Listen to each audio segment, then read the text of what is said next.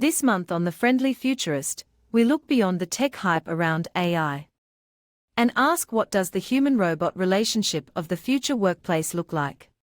They don't even need a pressure suit, so yeah, it's just, I think it's just the whole, I think it's the whole Hollywood idea from California. It's just notion of going to Mars is just because we all got, Mars captured the imagination a bit better.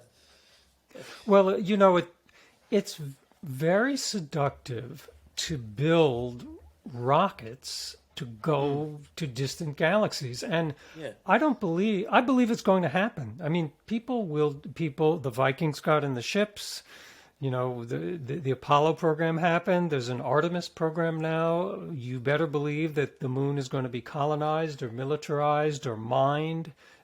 All these things are going to happen, but it's a question of emphasis.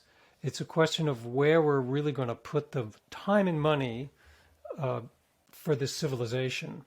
And are we willing, is there going to be a kind of a zero-sum calculation where people are going to say, Earth, not so viable anymore, let's get out of here, versus Earth, we better save this place because as far as we know, save it for us, as far as we know, there's no other planet close to this. I mean, the punchline here is that, when people talk about saving the planet, I'm not particularly worried about Earth. Earth is going to be fine. There's going to be a big rock in the sky for a few more millennia. We just may not be on it.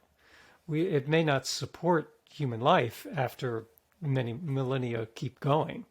So I'm not worried about the planet, but should we be thinking about how we fit in here or can keep leveraging what we have is a pretty good deal versus Mars?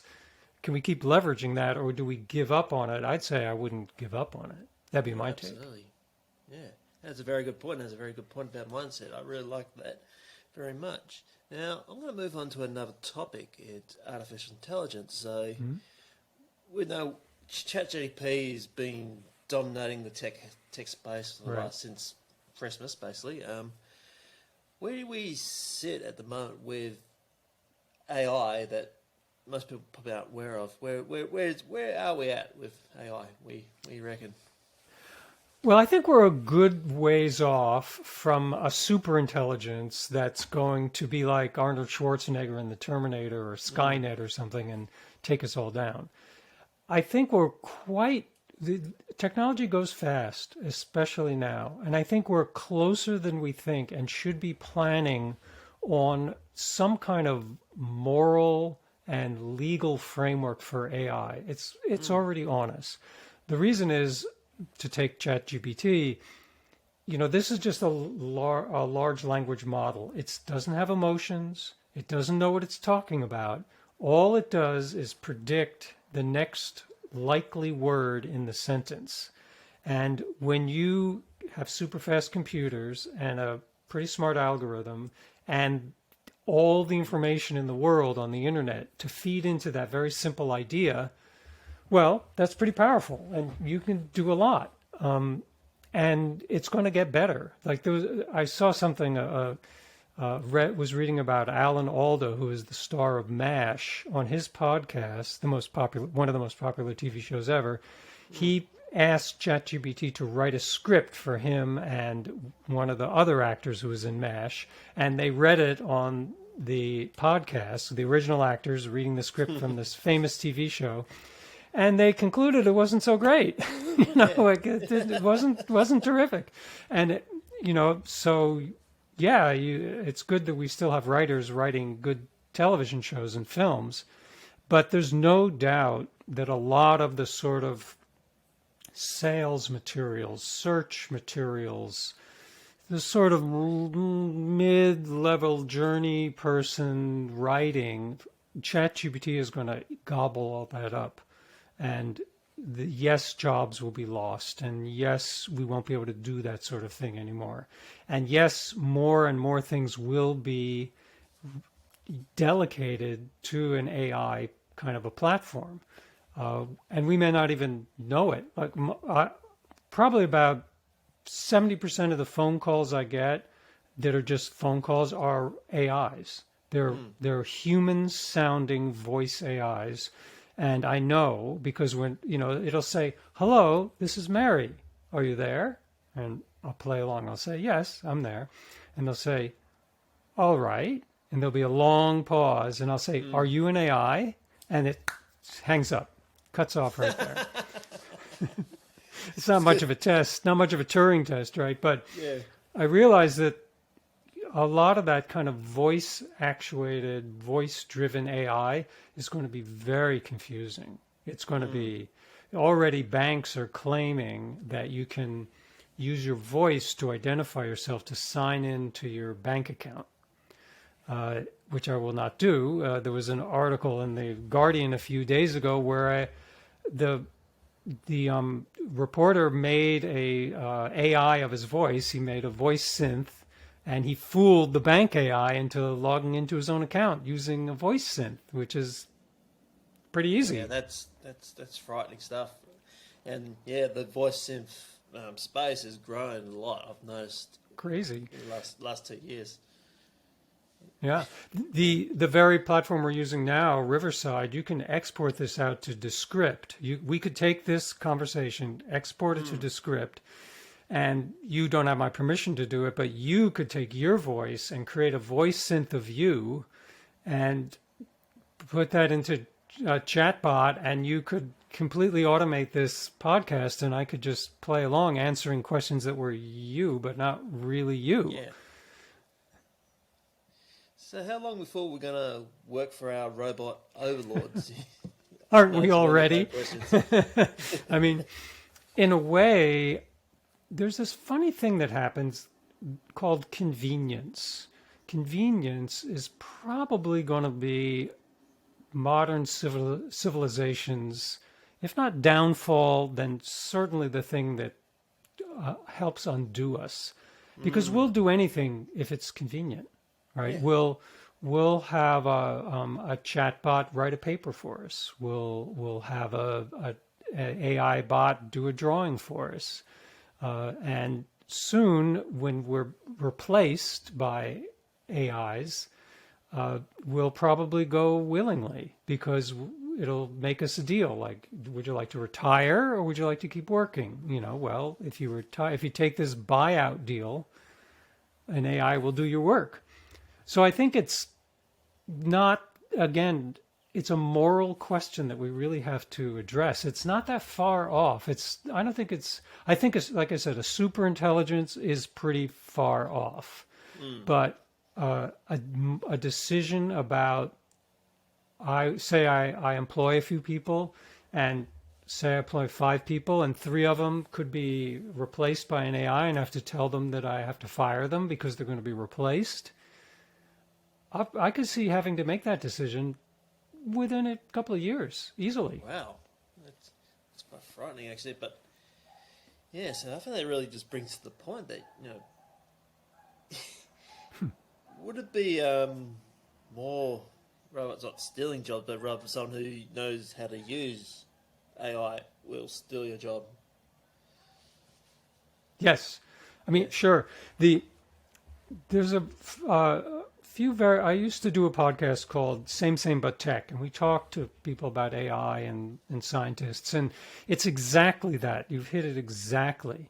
That it's not so much an AI is going to take the job. It's that someone will come, the prediction was made that people will come to job interviews and they'll say, hi, I'm Lee, and I have a suite of AIs who help me.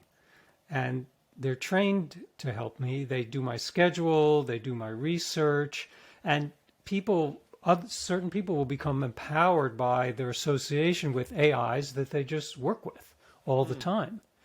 Very real. And the issue there is the usual inequality issue. For those who could afford the AI or have the time to train the AI, well, they're going to become pretty powerful people pretty quickly. And for those who can't afford the AI or don't know how to use it or don't have the training, what are they going to do? So I see that as a very powerful factor, that we will be assisted by AIs. But as always in these sort of master-servant relationships, there's going to be a question soon, I'd say within 10 years, of who's the master, who's the servant, meaning... Yeah. AIs could run more, but the people who are running the AIs are really going to be controlling things. And I don't mean to be that like a crazy conspiracy theory thing, but when you look at, say, algorithmic search, something as simple as that, I sell a book, right? My book's on Amazon. I am controlled in some ways by Amazon's choices in that algorithm. I can buy ads to kind of tweak the algorithm to get my book to show up. I can use keywords and things like that to get my book to show up for more people, maybe. But I'm the servant of Amazon's AI when it comes to making book sales. Because my book, they could choose one day to just turn off my book. Just say, boop, surrender, boop, you're not going to appear in search because we feel like it. Now could be a machine decision, but it's more probably a human decision in the salespeople of Amazon. And it's happened before with publishing companies that Amazon doesn't particularly like. Well, guess what? Your book, all that publishing company's books disappear from Amazon, and people aren't the wiser. They don't really know. Absolutely.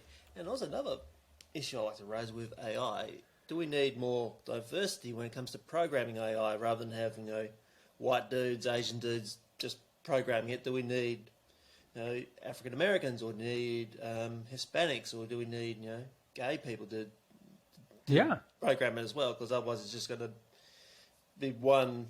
I really hate to say this word, and I'm not from the far right, but one master race is going to control everyone else if we're not too careful. I think it's a likelihood unless we choose to do something about it. It has to do with the acceleration of technology is so fast now that most people are, they're not even in the race. They're way behind.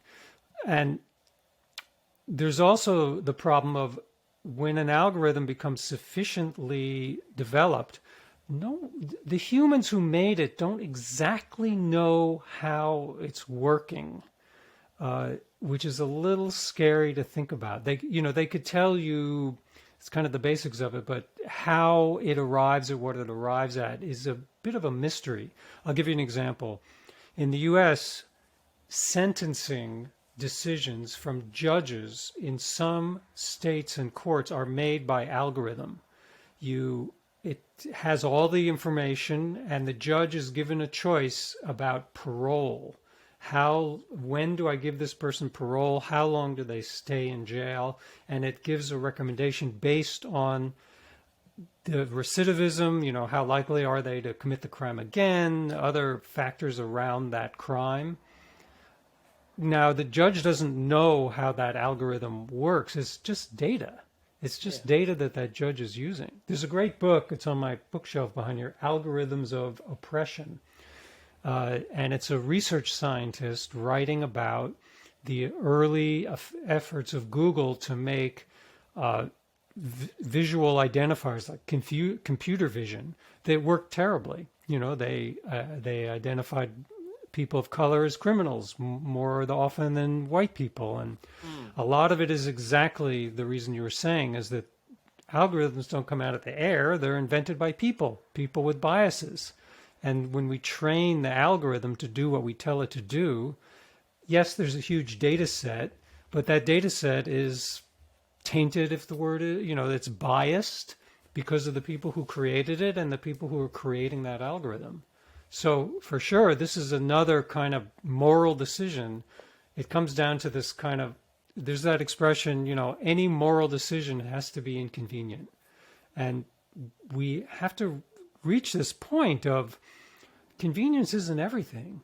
Just because we can fly through the toll here and on a freeway or highway, and there would be a license plate reader, and it's going to read my license plate, and I don't even have to slow down. The small effect there is that toll booth operators are out of work. And the large effect there is there's a huge database of license plates and people's whereabouts, which is sold to law enforcement by many of those companies.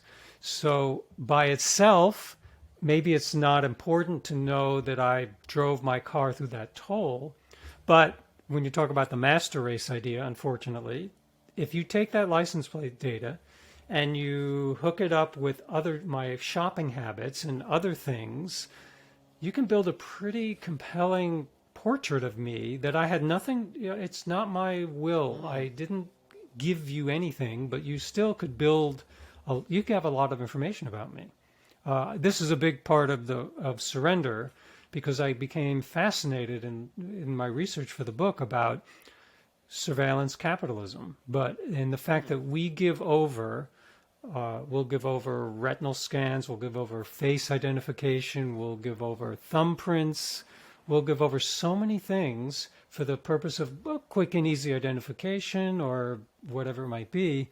And all of that, most of the people using that, let's say, are nice, moral people, but it gets sold to data brokers. It gets aggregated. So the individual thing that you thought was convenient, like to get into that sporting event, you just flash your phone and it has, a scan that was validated by your face. Well, what happens to that data? Do we know? Usually we don't know. And there's a lot of data brokerage going on, which is not so pleasant for the people who just wanted convenience to start out with. Yeah, that's really interesting. And I also like to raise a point, but those video doorbells, You bet. Yeah. Video doorbells, Ring here in the States, Ring is owned by Amazon, and Amazon has made a deal with many law enforcement organizations. And on the one hand, great, let's find the bad actors. But on the other hand, it's kind of a database of surveillance state capability that if ever Amazon turned evil politically, or if ever one of those local police departments decided to go to the far right or whatever, I've just started thinking more and more about that. Like Twitter is a great example. Twitter, I wouldn't call it ideologically here nor there, but now Twitter is definitely tilting toward the right, driven by the people who are running and the person who's running Twitter now. And that's weird. You think of Twitter as kind of a public utility, like it's electricity or something like that. That's right. But it's owned by somebody now. It's been taken private, and he can do what he wants with it. And there's a lot of things like that could turn out like that. That we're just assuming, it's just Google, it's just Bing, it's just on our computer. We can use it. It's free for the most part, but it's owned by someone. That's right. That's why I don't want to really talk about the Web3 and the decentralization movement, but I think it's just important that I think that's what we should be really pushing the internet towards, because I think that's taken away. I think it's very unhealthy to have the power in the hands of so few. I agree totally. I mean, especially when you have this technological power where everything runs on tech now. Everything. You can't do anything unless it has some tech involved. And when you're talking about Apple, AWS, Google, Meta, maybe a few more, that's a lot of power in few hands. That's not it's somewhat regulated, but it's badly regulated. Yeah.